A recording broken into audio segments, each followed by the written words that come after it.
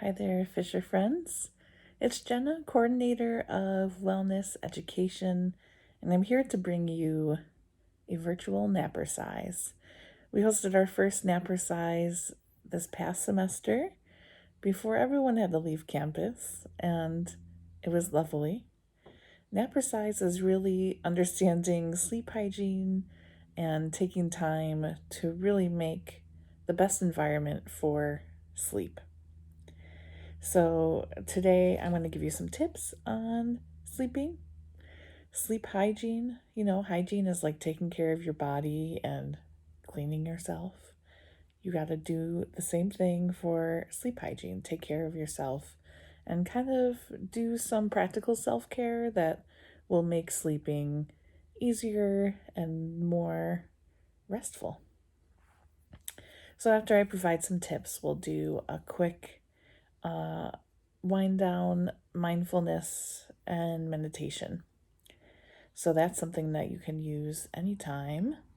You can tune back to this video and get yourself a little guided meditation by yours truly. So, our first step to having great sleep is start a relaxing routine.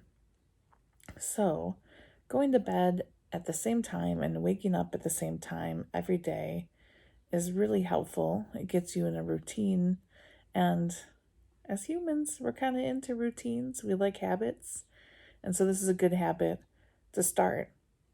And try a soothing ritual before bed. So if it's making yourself a cup of nice tea, if it's a meditation, even if it's just some stretching or reading a lovely book that doesn't get you all excited or stressed out, right? So maybe you're into some fiction or some poetry to just make a nice ritual, a calming ritual before bedtime. You could use aromatherapy, essential oils, or lotion before bed to help calm. Lavender is a really excellent scent for sleep. They even make sleep blends that have a few essential oils in them, which are really lovely. Another thing you can do for making this routine is make tomorrow's to-do list. So get done and write it down what tomorrow shall bring. What do you have to do to make tomorrow a great and easeful day? So even though things may be hard, writing those things down can help you get it off of your mind and onto this piece of paper. So it's really nice to keep a notebook by your bed. So maybe you're trying to fall asleep and then something pops in your head and you're like, oh, I can't forget that. And then your mind just kind of keeps spinning for all the things that you need to do. So keeping a notepad on the side of your bed is really good to write down what you have to do or maybe even some worries that you might be having. All right, so your sleep space. The sleep space is a beautiful place, so you need to make sure that your bedroom or near your bed is lovely and comfortable for you to sleep in. So maybe you're a person who likes it super dark, making sure you get those great curtains up and those blinds up so that the light doesn't creep in and wake you up. It's really helpful to charge your electronics away from your bed so that your bed is kind of like an electronic free zone. And I know that's very hard. I love scrolling through my Instagram and watching my like soap cutting videos and slime videos to help calm me before bed. But as you probably have heard, blue light and kind of just the blue light and all the information that we're taking in from our devices can keep us awake. So charging them away from your bed, maybe over on your dresser, is a good idea. And using your bed for sleeping and just sleeping is another tip. So not studying or writing a paper in your bed, that your bed is just for sleeping and rest. And another idea is to put your clock somewhere where you can't easily see it. So maybe you wake up and you're like, what time is it? Did I miss my alarm? Trust that your alarm is set, but also having your clock away and somewhere it's harder for you to see won't keep you looking at the clock and kind of waking up and worrying about, I only have 1 hour of sleep. Just trust that time will pass and that you'll be um, sleeping. That's what you're supposed to do while you're in bed, right? So, some more healthy habits is to avoid large meals before bedtime. You don't want to feel stuffed and have some digestion issues while you're falling asleep.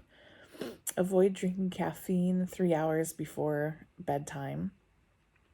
And it's also recommended to stop using electronics 1 hour before bed, so that you can adjust to that phase of it's time to sleep in your body.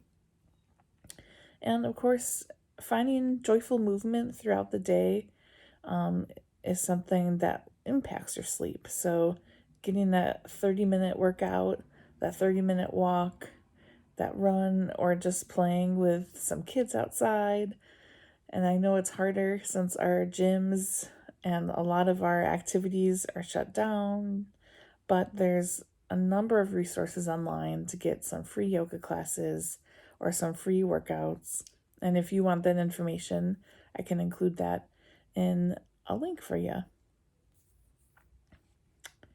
All right, so if you can't sleep, if you find yourself waking up and you're tossing and turning, and it takes more than 20 minutes to get to bed or get to sleep, a great idea is to get out of bed and do something that's relaxing. So, my husband does this. He feels like he needs like a reset if he's kind of tossing and turning.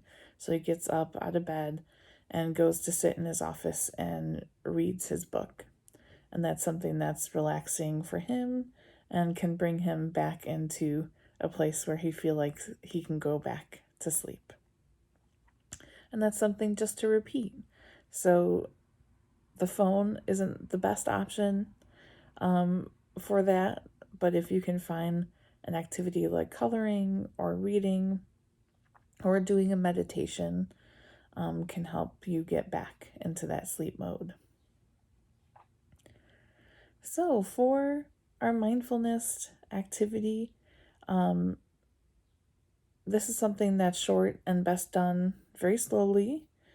And maybe you've even woven mindfulness practices into your day, but it's really common for you as you lay your head down for the mind to race. So, as you settle down for the evening, the mind may not always read the situation carefully or accurately. Our brain might just be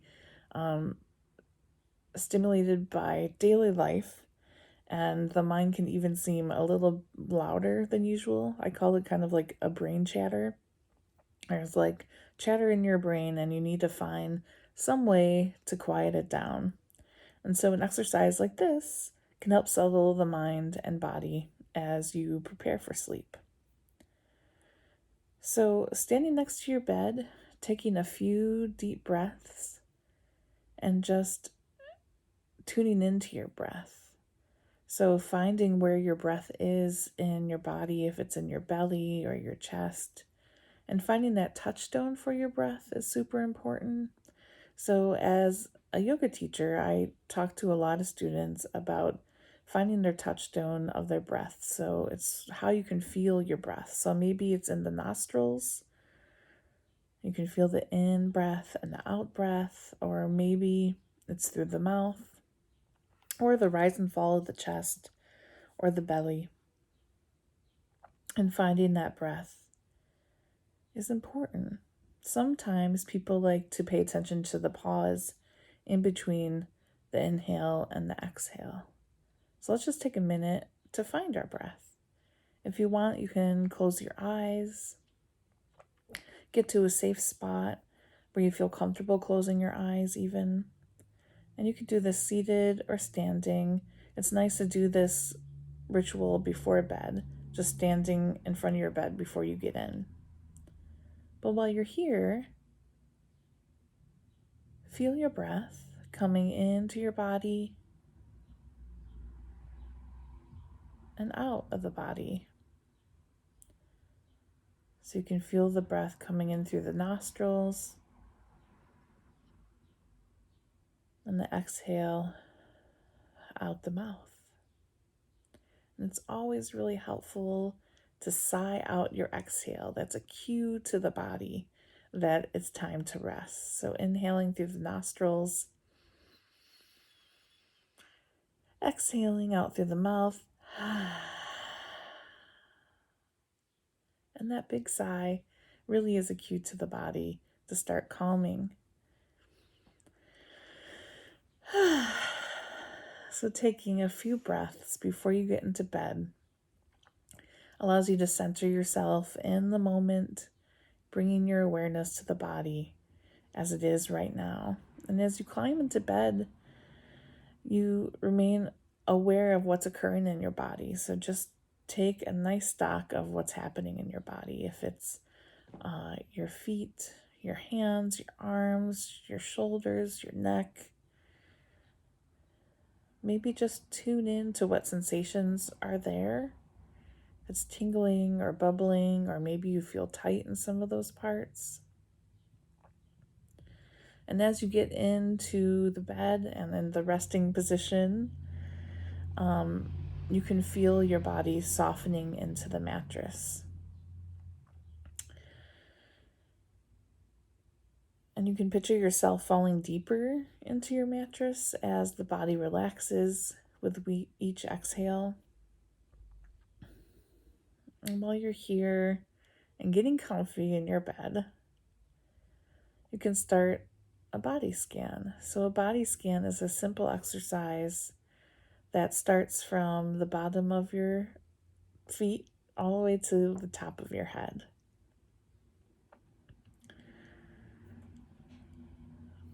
And so you'll spend some time bringing your attention to the feet, checking in with the feet, seeing what sensations are there.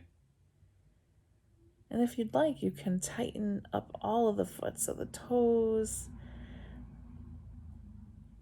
the sole of the foot, the heel, and you can kind of make it into a little foot fist. You can hold it nice and tight, taking an inhale, and on the exhale, you can release your feet, feeling them soften into the mattress.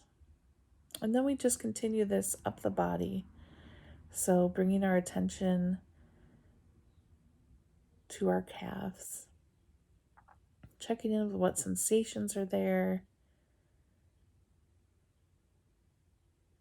bringing our attention to the knees, the top of the knees, behind the knees, the thigh,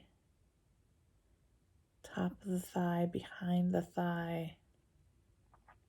And if you wanted to squeeze your legs nice and tight, just making them nice and tight, you can inhale, and on the exhale, you can release the tightness in the legs, letting your legs soften into the mattress. And just feeling your legs melt in to the support of the bed. The bed is here to support you in your sleeping. And we just continue up the body. If you want to bring your attention to your hips, maybe to your belly, you can soften the belly, check in with what sensations are here for you. Maybe the belly feels tight, so that's why we ask to soften it. It's really often that we are holding tension in our belly because our belly is a place we don't want it to be too big. But here's a time to kind of let that thought pass through and let your belly soften and just be that lovely belly that you have.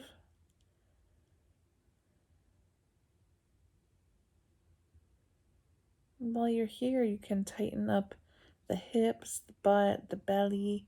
You can hold it nice and tight.